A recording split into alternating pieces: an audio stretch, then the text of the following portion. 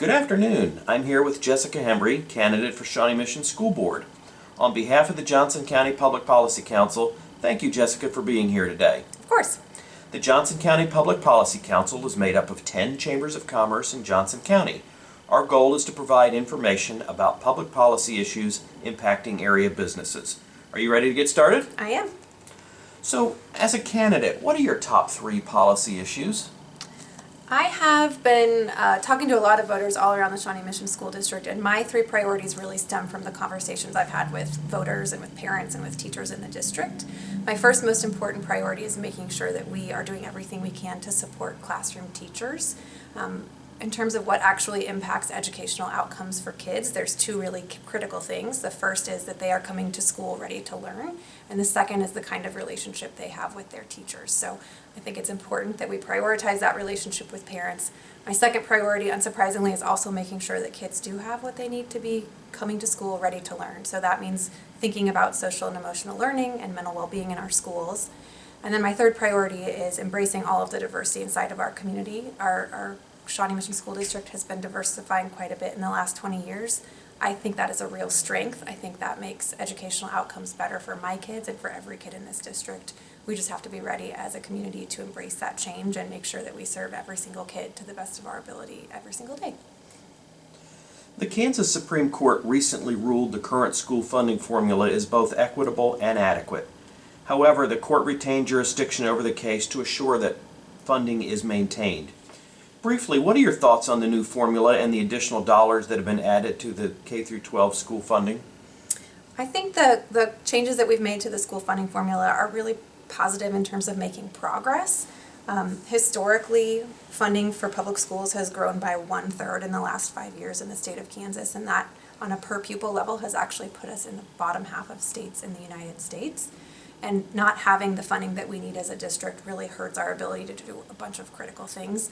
One of them that makes me the most concerned is that if we don't have the funding that we need, adequate funding as a district, we can't recruit and retain the teachers that we need for our community. So I think the school funding formula change is a good step in the right direction, but we really need to keep putting pressure on Topeka to keep on funding the Shawnee Mission School District and every district in the state at the level that they need to be funded.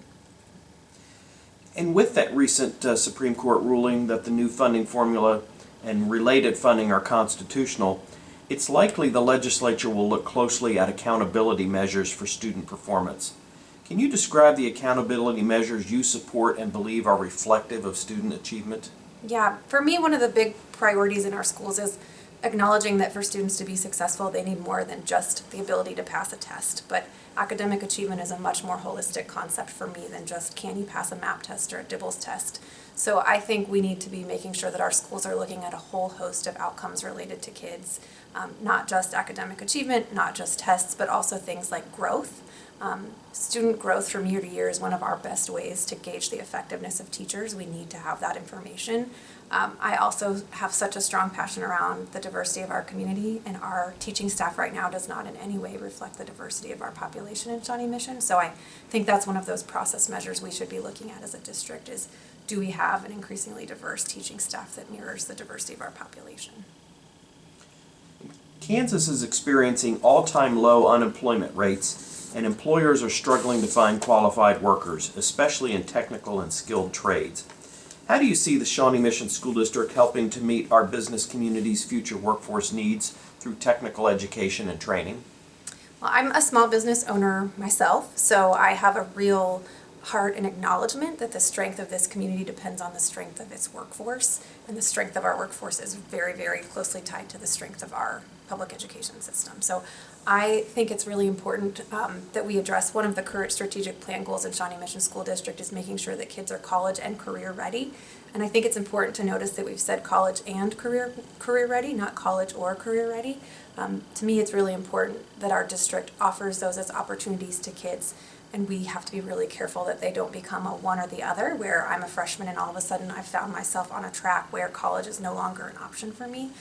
We need to have career and technical education available as an add-on and as a piece of an educational program, but not sort of a substitute for a college readiness program. And other than funding, what do you see as the greatest challenge facing the district?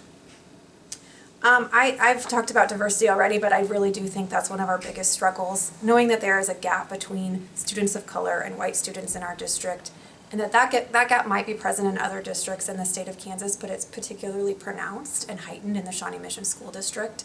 I think we have to do better on that. I think a big piece of that is actually talking about that data, having access to that data, putting that data in front of patrons of our district, and collecting as much information as we can to understand why that gap is not just here, because it's here in many places, but why it's particularly pronounced in our district. Well, Jessica, as we wrap up, tell us why you're seeking public office. Yeah, I am the mother of 3 children. 2 of them go to Trailwood Elementary School in Shawnee Mission School District. One of them is not yet school-aged.